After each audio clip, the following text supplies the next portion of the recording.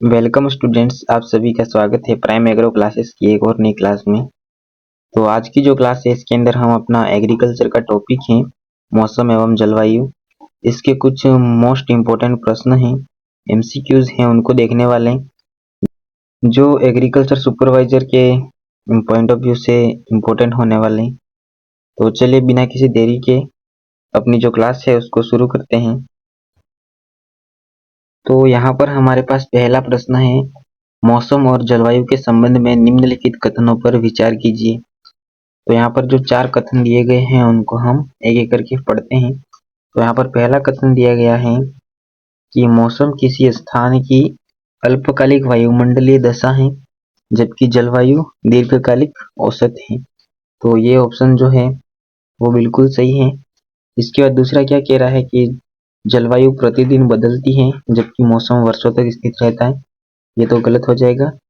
और मौसम और जलवायु दोनों का कृषि उत्पादन पर कोई प्रभाव नहीं पड़ता, तो ये भी गलत हो जाएगा क्योंकि इसका प्रभाव पड़ता है। तो जो हमारा करेक्ट ऑप्शन है वो ऑप्शन नंबर ए होगा। ठीक है, इसके बाद चलते हैं अगले प्रश्न पर। तो यहाँ पर अगला प्रश्न है कि वायुमंडल की किस परत में मौसम संबंधित सभी घटनाएं जैसे बादल, वर्षा और तूफान जो है वो घटित होती हैं। तो जो वायुमंडल की कौन सी परत में ये सभी घटनाएं होती है ये पूछ रहा है। तो ये जो है सारी की सारी घटनाएं क्षोभ मंडल के अंदर होती हैं। और क्षोभ मंडल की ऊंचाई कितनी होती है? तो ये होती है 8 से लगाकर 18 किलोमीटर तक। ठीक है, तो हमारी जो भी बादल या वर्षा या जो भी वायुमंडल संबंधित घटनाएं हैं वो हमारे क्षोभ मंडल के अंदर होती हैं। ठीक है, इसके बाद चलते हैं अगले प्रश्न पर। तो यहाँ पर अगला प्रश्न है, भारत में औसत वार्षिक वर्षा कितनी दर्ज की जाती है? तो भारत के अंदर वार्षिक वर्षा कितनी होती है? तो ये जो है 1194 mm होती है। ठीक, और अगर सेंटीमीटर के अंदर पूछा जाए तो ध्यान रखना 119.4 सेंटीमीटर जो है वो हमारे भारत के अंदर वार्षिक वर्षा होती है। ठीक है, इसके बाद चलते हैं अगले प्रश्न पर। तो यहाँ पर अगला प्रश्न है, राजस्थान की औसत वार्षिक वर्षा लगभग कितनी है? तो हमारे जो राजस्थान है उसकी औसत वार्षिक वर्षा जो है वो 575 मिलीमीटर होती है, यानी जो हमारा बी ऑप्शन है वो सही हो जाएगा। और अगर ये सेंटीमीटर में पूछा जाए तो ये होती है 57.5 सेंटीमीटर। ठीक, तो 57.5 सेंटीमीटर, तो यहाँ पर हमारा बी ऑप्शन है वो सही हो जाएगा। ठीक है, इसके बाद चलते हैं अगले प्रश्न पर। अगला प्रश्न है, निम्नलिखित में से कौन सा उपकरण वायुमंडलीय दाब मापने हेतु प्रयुक्त किया जाता है? तो जो वायुमंडलीय दाब है उसको मापने के लिए कौन सा उपकरण है उसका उपयोग किया जाता है? तो यहाँ पर बैरोमीटर जो है उसका उपयोग वायुमंडलीय दाब का मापन करने के लिए किया जाता है। तो हमारा जो बी ऑप्शन है वो बिल्कुल सही हो जाएगा। ठीक है, इसके बाद चलते हैं अगले प्रश्न पर। तो यहाँ पर अगला प्रश्न है कथन और कारण वाला। तो यहाँ पर कथन क्या कह रहा है कि क्षोभ मंडल में ऊंचाई बढ़ने के साथ तापमान में कमी आती है। तो ये बात बिल्कुल सत्य है। हम क्षोभ मंडल के अंदर जैसे जैसे ऊपर जाते हैं तो तापमान जो है वो घटता जाता है। तो ये कथन जो है वो बिल्कुल सत्य है। तथा कारण क्या कह रहा है कि इसे सामान्यतः ह्रास दर कहते हैं जो 6.5 डिग्री सेंटीग्रेड प्रति किलोमीटर होती है। तो ये बात भी बिल्कुल सत्य है, यानी जो कथन है उसकी व्याख्या सही तरीके से कारण है वो कर रहा है। तो हमारा पहला ऑप्शन है वो सही हो जाएगा। ए और आर दोनों सही हैं तथा आर जो है वो ए की सही तरीके से व्याख्या करता है। ठीक है, इसके बाद चलते हैं अगले प्रश्न पर। तो यहाँ अगला प्रश्न है, सौर विकिरण को मापने के लिए किस यंत्र का उपयोग किया जाता है? तो सौर विकिरण है उसका मापन करने के लिए पायरोनोमीटर जो होता है उसका उपयोग किया जाता है। तो जो हमारा बी ऑप्शन है वो बिल्कुल सही हो जाएगा। ठीक, और एनीमोमीटर से क्या ज्ञात किया जाता है? तो एनीमोमीटर से वायु की जो गति है उसका मापन किया जाता है। ठीक है, इसके बाद चलते हैं अगले प्रश्न पे। तो यहाँ पर अगला प्रश्न है कि दक्षिण पश्चिम मानसून की भारत में सबसे पहले किस राज्य में प्रविष्टि होती है?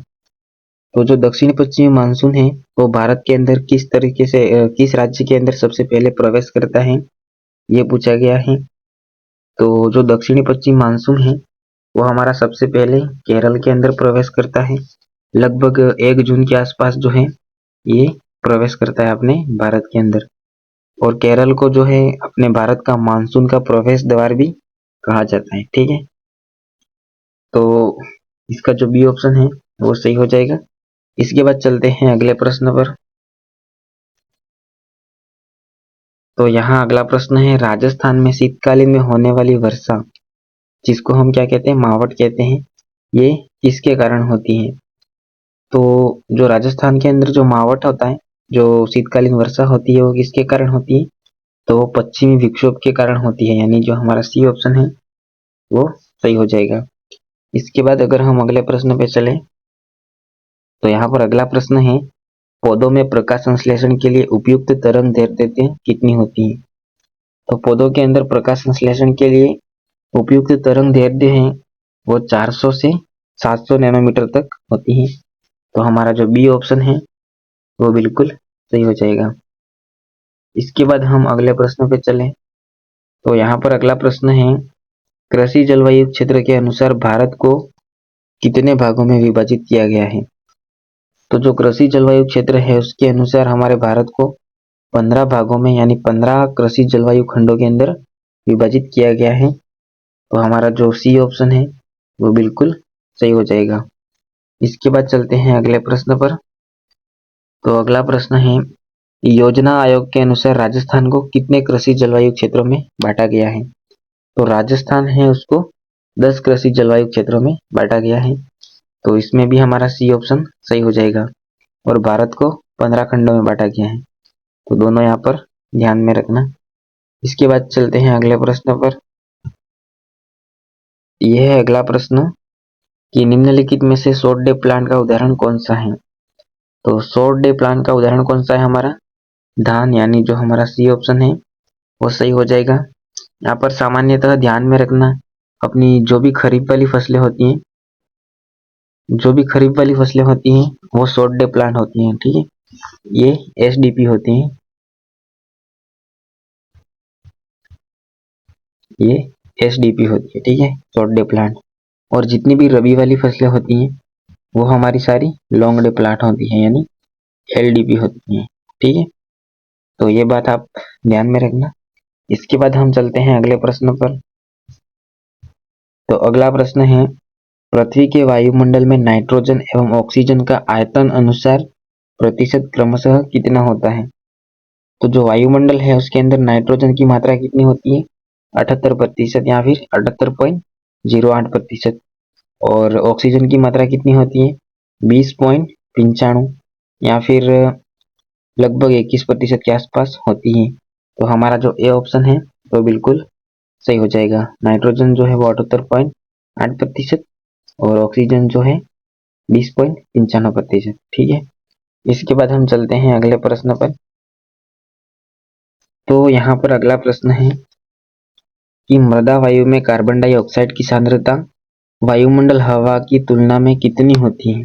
ठीक है, यानी कितनी अधिक होती है, ये पूछा गया है। तो जो मृदा वायु है वो वायुमंडल की जो भी CO2 है उससे लगभग 10 गुना अधिक होती है। तो हमारा जो बी ऑप्शन है वो सही हो जाएगा। ठीक है, तो जो वायुमंडल है उसके अंदर CO2 की सांद्रता कितनी होती है, तो वायुमंडल के अंदर CO2 जो है वो 0.03% होती है। और जो मृदा वायु है उसके अंदर कितनी होती है, 0.25 से लगाकर 0.30 तक होती है। ठीक है, इसके बाद चलते हैं अगले प्रश्न पर। तो अगला प्रश्न है कि निम्नलिखित कथनों पर ध्यान दीजिए। तो यहाँ पर कथन दिए गए हैं। सबसे पहला है, ओजोन परत समताप मंडल में पाई जाती है। तो ये जो है वो बिल्कुल सत्य है। जो ओजोन परत है वो समताप मंडल के अंदर पाई जाती है, इसीलिए इस समताप मंडल को ओजोन मंडल भी कहा जाता है। ठीक है, इसके बाद दूसरा क्या कह रहा है कि यह पराबैंगनी किरणों को अवशोषित करती है। तो ये भी बिल्कुल सत्य है।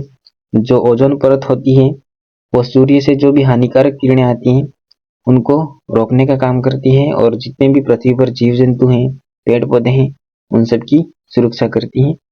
तो ये दोनों कथन जो है वो सत्य हैं, यानी जो हमारा सी ऑप्शन है, 1 और 2 दोनों सही है। तो सी ऑप्शन हमारा बिल्कुल सही हो जाएगा। ठीक है, इसके बाद हम चलते हैं अगले प्रश्न पर। तो यहाँ पर अगला प्रश्न है, दिन के तापमान और धूप के घंटों का रिकॉर्ड रखने वाले उपकरण को क्या कहते हैं? तो इस उपकरण को क्या कहा जाता है? Cap-lab stock recorder. तो जो हमारा ए ऑप्शन है वो बिल्कुल सही हो जाएगा। इसके बाद हम चलते हैं अगले प्रश्न पर। तो अगला प्रश्न है, एल नीनो घटना का भारतीय मानसून पर प्रायः क्या प्रभाव पड़ता है? तो जो एल नीनो है उसके कारण क्या होता है कि जो हमारा मानसून है वो सामान्यतः कमजोर रह जाता है या फिर जो है सूखे की स्थिति पैदा हो जाती है। तो जो हमारा बी ऑप्शन है वो बिल्कुल सही हो जाएगा। मानसून सामान्य से कमजोर रहता है या फिर सूखा पड़ सकता है। ठीक है, तो जो बी ऑप्शन है वो सही हो जाएगा। इसके बाद चलते हैं अगले प्रश्न पर।